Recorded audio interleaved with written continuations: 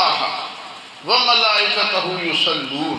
اب اس میں فقہاء کی، آئمہ کی، مفسرین کی اور جو آئمہ لغت ہیں ان کی تعبیرات، تشریحات اور توضیحات وہ بالکل ہم جب سامنے رکھتے ہیں تو پتہ چلتا ہے یہاں یصلون سے مراد کہ اللہ اپنے نبی پر رحمت بھیجتے ہیں۔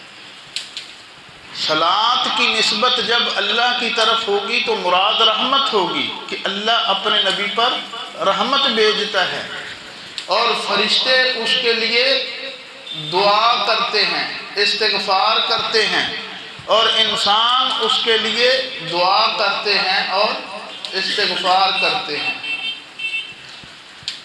اور آگے یا ایھا الذین، یہ تو ایک خبر دی نا اللہ نے کہ میں اور میرے فرشتے نبی پر درود پڑھتے ہیں، بھیجتے ہیں، اور آگے ایک حکم بھی دے دیا، اے ایمان والو تم بھی یہ کرو جو میں کرتا ہوں، جو میرے فرشتے کرتے ہیں، تم بھی یہ کرو۔ کیا کرو؟ کہ صلو علیہ وسلموا تسلیما، اس پر درود بھی بھیجو اور کثرت سے سلام بھی بھیجو۔ اب ہم نے حضور علیہ السلام پر پڑھنا ہے درود اور سلام، اس کا آ گیا حکم۔ اب بات یہ ہے جب ہم درود پڑھتے ہیں یا سلام پڑھتے ہیں ہم کیا کہتے ہیں؟ اللہم صلی علی محمد وعلی آل محمد۔ میں ایک بہت ہی باریک نقطہ آپ کے سامنے رکھنے لگا ہوں، اگر آپ کے ذہن کے دروازے کھلے ہوں تو آپ کو سمجھ آ جائے گا۔ اللہم صلی علی محمد، اے اللہ تو درود بھیج، اے اللہ تو درود بھیج محمد پر اور آل محمد پر۔ اللہ نے حکم کس کو دیا تھا؟ ہمیں، کہ تم بھیجو۔ اے ایمان والو درود و سلام تم بھیجو، اور ہم آگے سے کیا کہتے ہیں؟ اللہم صلی علی محمد، اے اللہ تو بھیج۔ پتہ کیا چلا؟ کیا پگی کا ہماری کیا اوقات، اس کی عظمت، اس کی رفعت، اس کی شان، اس کا مقام، اس کا مرتبہ، اس کی بلندی، اس کی سرفرازی، اللہ پاک نے اس کو اتنا نوازا، اتنی شان اور مرتبہ دیا کہ ہمارے پاس کون سے جملے، کون سے الفاظ، کون سے نکات، کوئی چیز ہمارے پاس ہے؟ ہم دوبارہ درخواست پروردگار کی بارگاہ میں ہی پیش کر دیتے ہیں، یا اللہ تو بھیج، تو اللہم صلی علی محمد۔ ایک صحابی آئے، کہنے لگے یا رسول اللہ ہمیں سلام کا تو پتہ چل گیا کہ آپ پر سلام کیسے پڑھنا ہے، وہ کیسے پتہ چلا؟ وہ ایسے کہ التحیات للہ والصلوات والطیبات السلام علیک ایھا النبی، السلام علیک ایھا النبی۔ سلام کو تو پتہ چل گیا، ہم اب پر درود کیسے بھیجیں؟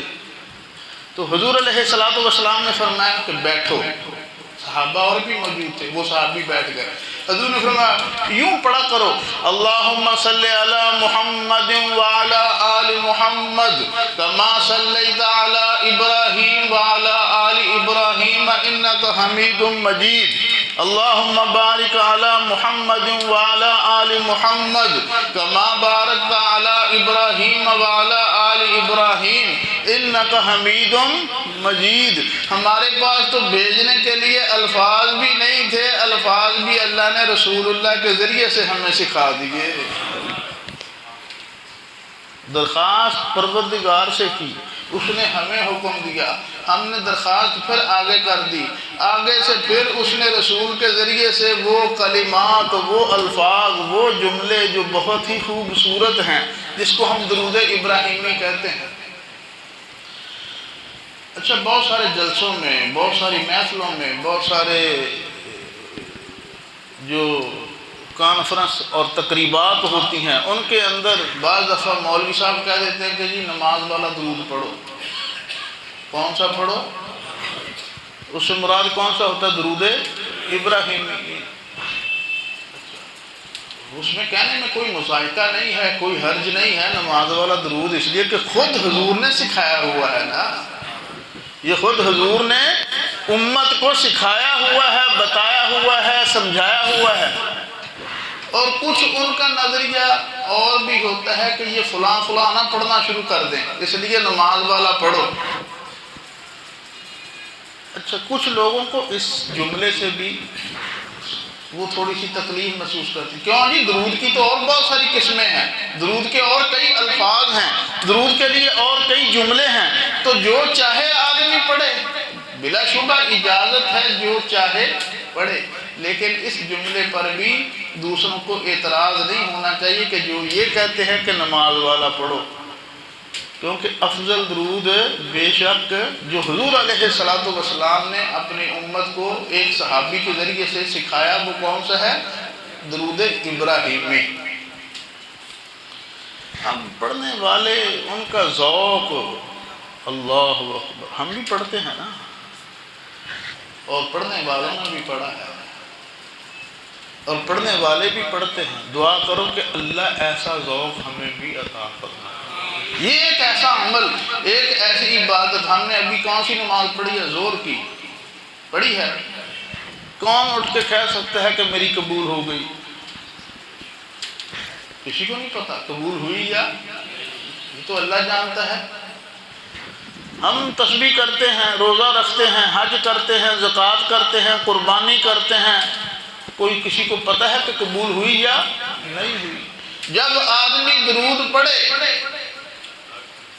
درود پڑھے، اور پڑھنے کے جب آپ درود پڑھے، میں کہوں اچھا جس کا قبول ہو گیا ہے وہ اٹھ کے کھڑا ہو جائے، آپ سب اٹھ کے کھڑے ہو جانا، کیونکہ درود ایسی عبادت ہے کہ یہ تو ہے ہی اللہ کے حضور درخواست کہ یا اللہ بھیج درود، بھیج سلام محمد پر اور آل محمد پر۔ اس کی قبولیت کے اندر ذرہ برابر بھی نہ شک ہے نہ تاخیر ہے، فوری قبول عمل جو ہے وہ درود پاک کا عمل ہے، فوری قبول۔ اور کتنا اللہ تعالیٰ کا کرم کہ ہم ایک مرتبہ پڑھیں گے۔ حضور علیہ السلام نے فرمایا من صلی علیہ واحدتن، جو میرے اوپر ایک مرتبہ درود پڑھتا ہے، صلی اللہ علیہ عشرہ، اللہ اس پر 10 رحمتیں بھیجتا ہے۔ تم ایک مرتبہ پڑھو اور اللہ رحمتیں کتنی بھیجے؟ 10 گناہ معاف کرتا ہے، 10 درجے بلند کرتا ہے۔ پڑھنا تم نے ایک دفعہ، کبھی تو دل کی گہرائیوں میں جا کر اس آقا کو اپنا محسن مان کر، شفیع مان کر، کبھی تو محبت کے ساتھ آنسو بہاتے ہوئے وہ درود پڑھا جائے کہ حضور علیہ السلام، جیسے علامہ جامی رحمۃ اللہ علیہ وہ جا رہے ہیں اور منہ پر ایک نعت ہے، کلمات ہیں حضور کی شان میں، بادشاہ وقت کو خواب آتی ہے کہ اس کو روکو، یہ مدینے تک نہ آ جائے، اس کو روکو، اس کو مدینے سے دور رکھو، اگر یہ مدینے تک پہنچ گیا تو مجھے روضے سے باہر آ کر اس کا استقبال کرنا پڑے گا۔ وہ پڑھنے والے کا جذبہ کیسا ہوگا، وہ پڑھنے والے کا ذوق کیسا ہوگا، وہ پڑھنے والے کے دل کی حالت کیسی ہوگی جو ایسا پڑھ رہا تھا کہ پیغمبر حاکم وقت کے خواب میں آ کر فرماتے ہیں کہ اس کو روکو، اگر یہ یہاں مزار تک پہنچ گیا تو مجھے مجبوراً باہر نکلنا پڑے گا۔ آپ قصیدہ بردہ سنتے رہتے ہیں، مولا یا صلی وسلم دائما ابدا علی حبیبک خیر الخلق کلہم۔ والحبیب الذی ترجا شفاعتہ لکل حول من الاحوال مقتحم. لمبے اشعار. بڑی دیر تک یہ بندہ بادشاہوں کی شان میں قصیدے لکھتا رہا، بڑی ان کی منقبت بیان کرتا رہا، عربی کا بڑا ماہر تھا، عربی کے قصیدے بادشاہوں کی شان میں لکھتا رہا. عمر گزر گئی، بادشاہ انعامات دیتے رہے، آخری عمر ہے، فالج ہو گیا، بوڑھا ہو گیا، چارپائی پہ لیٹ گیا. اب نہ بادشاہوں کے دربار میں پہنچ سکے، نہ وہاں سے کوئی انعام آئے. یہ فنکار لوگ ایسے ہی ہوتے ہیں نا، جب یہ بوڑھے ہو جاتے ہیں، اپنے فن سے دور ہو جاتے ہیں، پھر ان کا انجام کچھ اچھا نہیں ہوتا. تو پھر یہ اپنی چارپائی پر ہے، اوپر سے فالج ہے.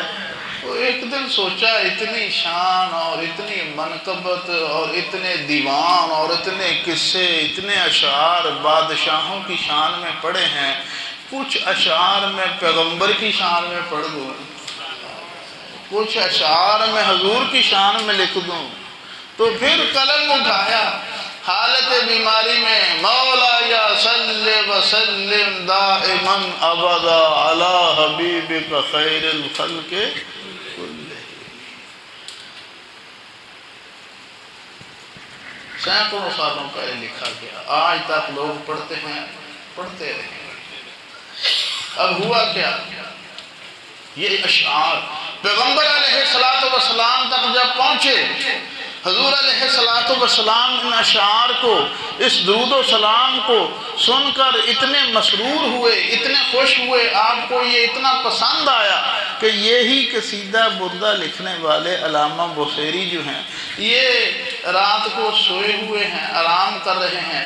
ان کی خواب کے اندر حضور علیہ السلام آتے ہیں اور فرماتے ہیں کہ تو نے جو اشعار میری منقبت اور میری شان کے اندر لکھے ہیں، تو نے جو درود و سلام کا ہدیہ بھیجا ہے، یہ مجھے بہت ہی پسند آیا ہے. اب اس پر میں تجھے بطور انعام کے، بطور تحفے کے یہ چادر ہدیہ کرتا ہوں. ایک چادر حضور علیہ السلام اس سوئے ہوئے کے اوپر دے کر چلے گئے. پہلے بادشاہوں کے دربار میں جا کر اشرفیاں سونا لے کر آیا کرتا تھا جب ٹھیک تھا. اب بیمار ہے، فالج کا مریض ہے، چارپائی پر پڑا ہے، اور پیغمبر اپنی چادر اوپر دے کر چلے جاتے ہیں. جب یہ صبح اٹھتا ہے، آنکھ کھلتی ہے، حضور کی عطا کی ہوئی چادر اس کے اوپر موجود ہوتی ہے. عربی کے اندر بردہ چادر کو کہتے ہیں، اس لیے اس قصیدے کا نام کیا پڑا؟ قصیدہ بردہ.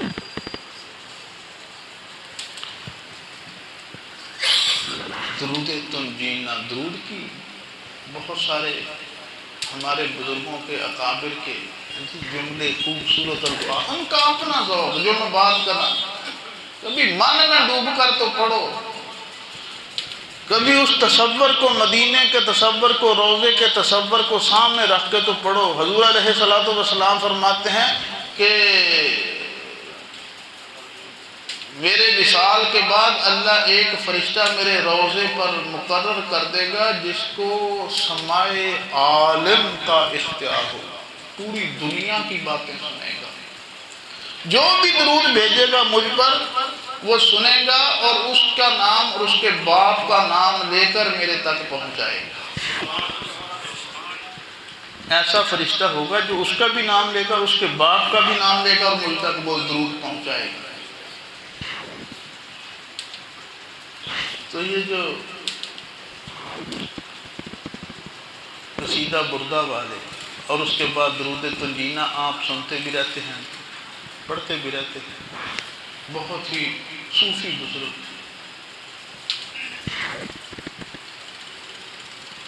صوفی جن کا نام موسیٰ تھا. اب لوگ اوپر والے ہوائی جہازوں کا سفر کرتے ہیں. پہلے یہ مدینے کا یا مکے کا سفر بحری بیڑوں پر ہوتا تھا. یہ بحری سفر تھا. ایک بحری سفر کے اندر تو آپ نے سنا ہوا ہے حزب البحر، حزب البحر وہ بھی اسی طرح کا ایک واقعہ ہے، لیکن یہ اس سے علیحدہ ہے. طوفان کے اندر وہ جہاز پھنس گیا، بحری بیڑا پھنس گیا، لوگ پھنس گئے۔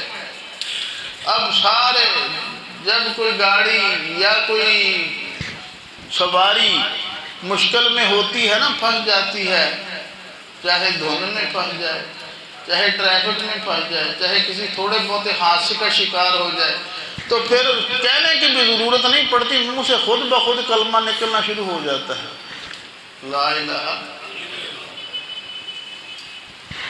اچھا اب سارے ورد درود یہ اتنے میں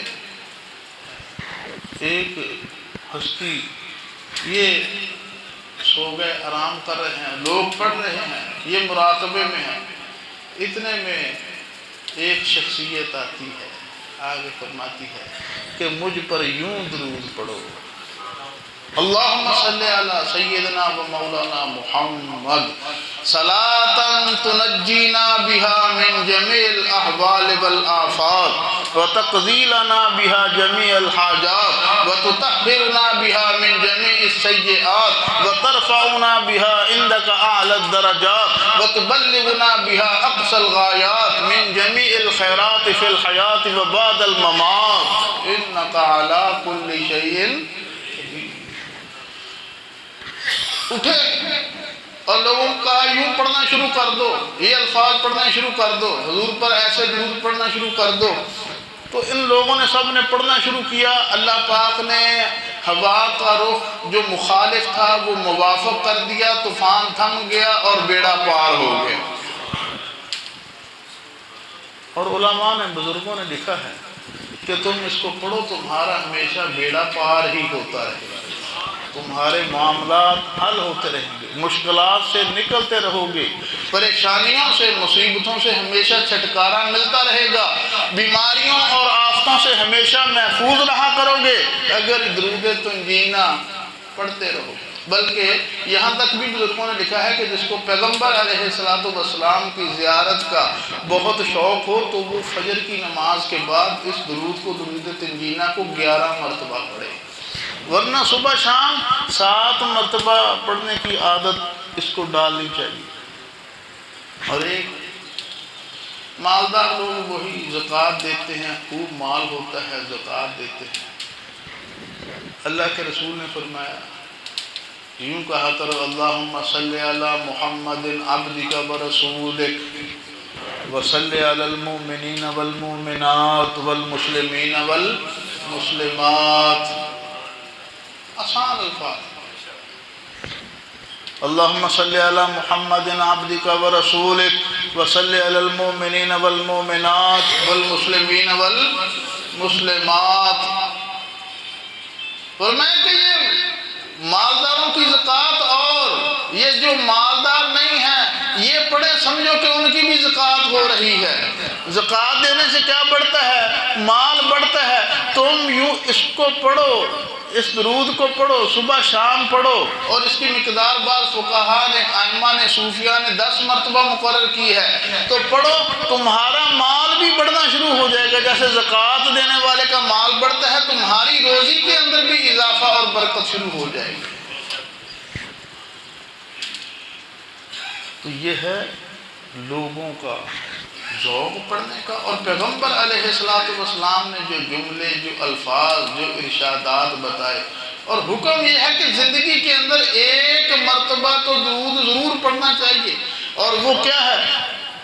راغم انف رجل، حضور علیہ السلام میں اس آدمی کی ناک خاک آلود ہو تو ذکرت عندہ، کہ جس کے پاس میرا ذکر کیا جائے، فلم یصلی علیہ، اور میرے اوپر وہ درود نہ پڑھے۔ اور ایک حدیث میں اس کو بخیل بھی فرمایا، اور ایک حدیث میں فرمایا کہ وہ آدمی رسوا ہو کہ جس کے سامنے میرا ذکر کیا جائے اور میرے اوپر درود نہ پڑھے۔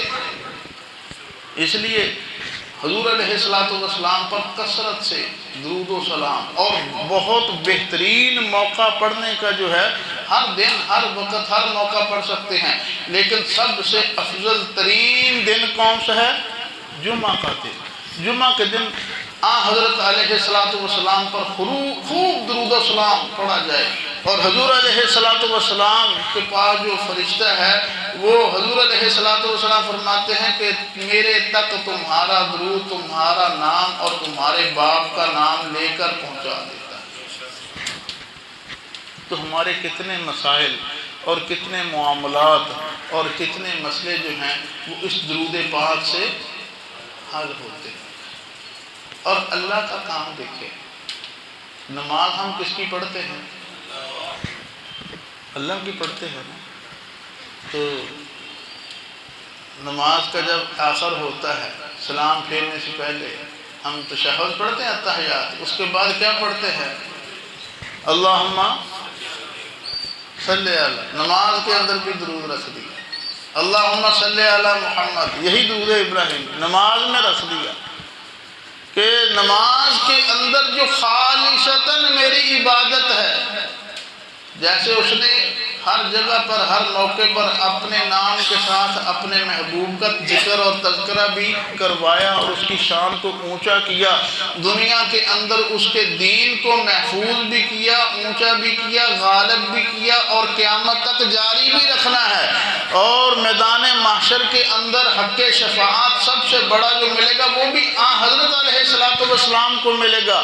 اور پھر جنت کے اندر جو سب سے بڑا مقام ہے جس کو مقام محمود کہا جاتا ہے وہ بھی حضور علیہ السلام کو ملے گا۔ تو فرمایا